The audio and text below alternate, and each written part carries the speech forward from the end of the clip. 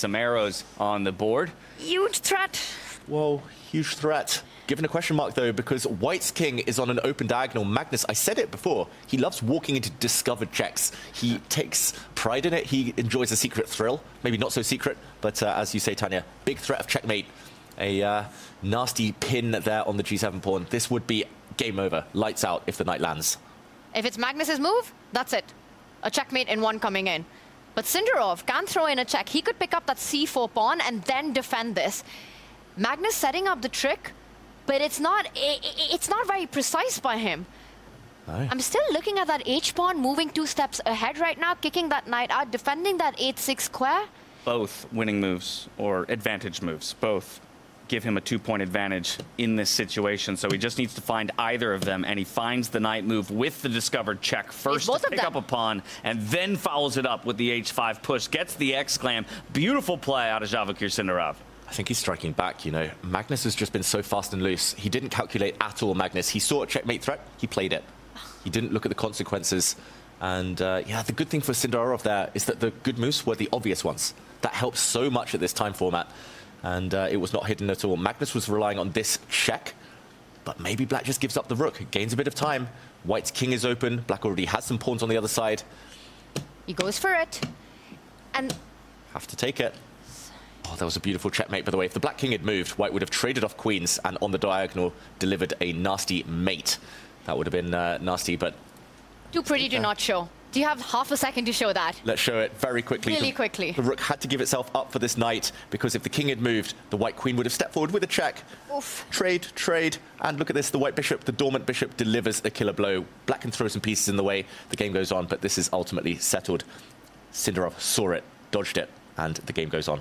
Yeah, but we've been here before, right? From a 2-point advantage, now all of a sudden that's precipitously dropped off to less than a single point here. So Magnus Carlsen already clawing his way back into it due to an inaccuracy here of his opponent, and he's finding the right moves, getting his knight more involved in the game. And he needs only a draw. That's the big thing. For Sindarov, he has to go all out, has to go for the win. He's sacrificed in exchange. Now he needs to prove that material deficit. He needs to prove his compensation. I still think he's got good chances, Sindarov. If the bishop now takes back the knight, the black queen can dodge an exchange, take a pawn in the center. That looks nice and pretty. Magnus is wondering whether to take the queens off. He loves endgames, but when the dust settles, black is going to get so many central pawns. There's going to be one that recaptures, another one in the center, and that's like an iceberg just in the middle of the board, cutting the board in half. And one thing about the younger generation is they're quick to take lessons. Look at the clock management. It's Magnus Carlsen now who's below on the clock. Sindarov keeping that time advantage, keeps the tension on the board, the imbalances, all there to play for.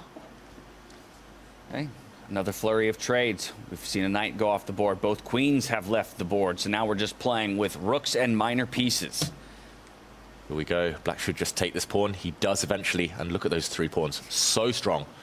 You look at Sindarov, it's almost like he's willing himself to play faster every time. You know, he hesitates, and then he immediately goes back for the move.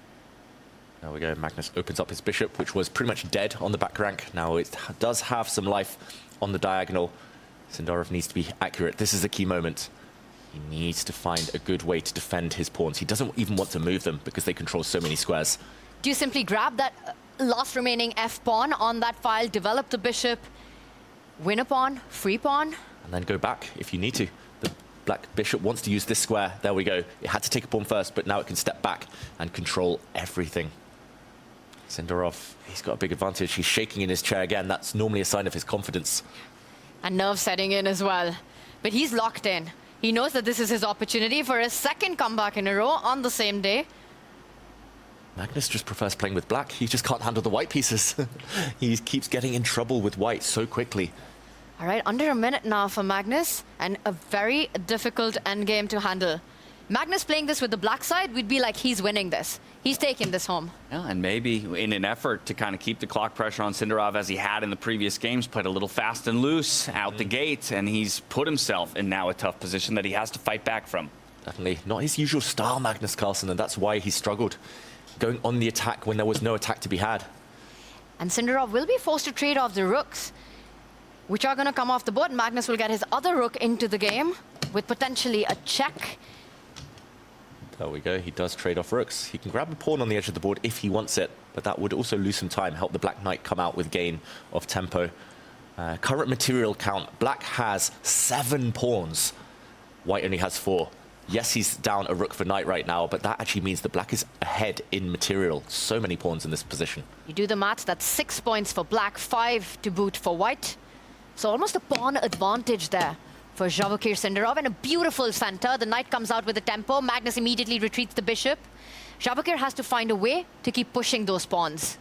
Yeah, for now, they are pinned. There is awkward tension between the light squared bishops. The bishop behind is undefended, so the most logical would be to defend it with the king, and he does that. Now he's threatening to push forward, and it's a race. Magnus's pawns against Javokhir's pawns. This feels like a 3-result position. Despite the computer preferring black, Magnus still has chances if he's able to get a bit more time. A bit more time is what he needs, because he's down to 12 seconds on the clock. Sindarov about 40, and he's the one who's on the push. The knight jumps forward, attacking that e2 pawn. Do you really want to give up your bishop pair? Magnus Carlsen is what he's asking. Yeah, strong centralized knight, though, as well. And he will give up the bishop pair for that knight, but this means it's replaced by a strong bishop, too. Gonna try and make a run down the left-hand side of the board here with his 2 pawns, though. Bringing the rook over in support. Computer doesn't love it. Magnus isn't threatening anything. Look how the black king and bishops are so powerful here. They're all lined up, centralized. And black can start pushing on the other side of the board. He sneaks over to attack the white rook, which moves.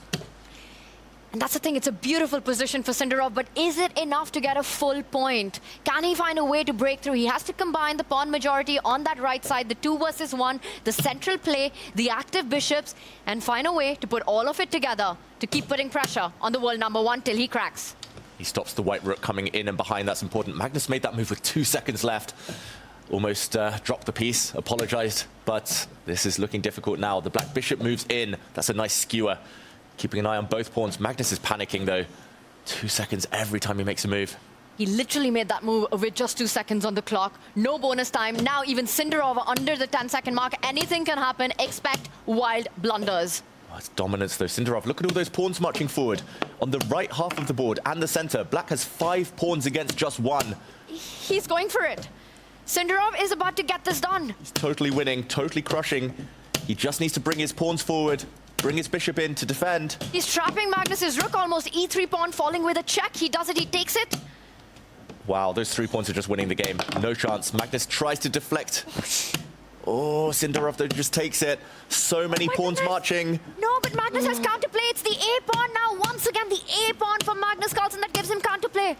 It's a race, but it's not enough. Look at this, the bishop's moving in. The rook trying to hold the tide, but the rook is trapped. The rook has nowhere to go. If the rook moves, black delivers a killer check. On the diagonal, it's game over. Oh my gosh, and then the d-pawn will move forward. Magnus Carlsen trying to look for a move. He can't find it.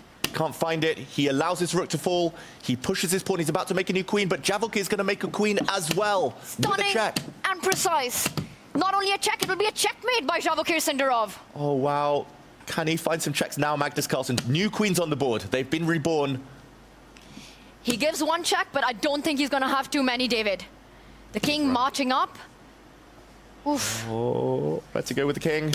Anything can happen. There's just seconds on the clock. Javokhir made that move with just 1 second. It's going to be decided by the clock. He's going to keep checking here. The white queen's going behind. Javokhir struggling to get his king out. Oh. Walked the wrong way. Oh, no. No. It's a check. It's a draw. Magnus doesn't find it. He misses it. He could have moved his queen across. He's still got chances here. The black king has to run, but it's a fork. He's lost his bishop. You can't pick up the bishop because there's checkmate, so you have to be very careful with Magnus. Okay, where's the king going, though? It's walking a tightrope. Will it fall off? No. You can't repeat. He has to now lose the bishop with a check. Magnus Carlsen is back. He's lost the bishop with that check. Now the other bishop is falling as well. Magnus has saved it. Miracles do exist. He's run out of material here. Javokhir's only got 3 pawns left. The bishop's going to hold the gate. The black king cannot enter. The door is shut. Javokhir knows it as he slows down for the first time, completely winning, and then... Oh, and would you believe it? He could do it once, he could do it twice, but he couldn't do it a 3rd time against the GOAT of chess. Magnus Carlsen holds off Sindarov and books his ticket to the grand final.